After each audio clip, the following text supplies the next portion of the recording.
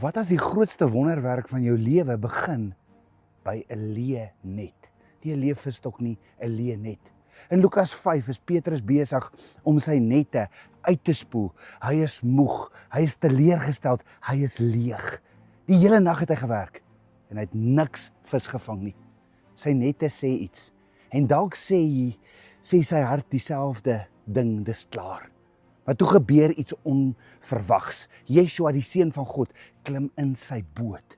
Ja, Yeshua vra hom toe om 'n entjie van die land af weg te vaar en begin die skare te leer.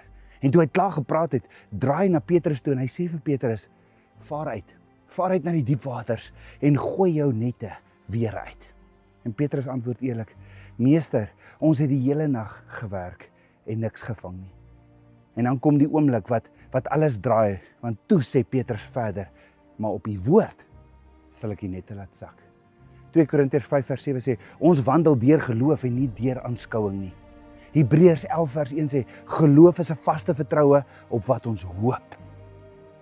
Petrus het nie beweeg omdat hy verstaan het nie, hy het beweeg omdat hy gehoorsaam was.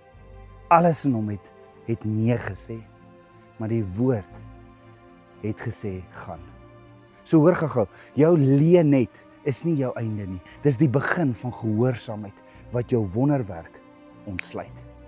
Want net Yeshua vul wat leeg is.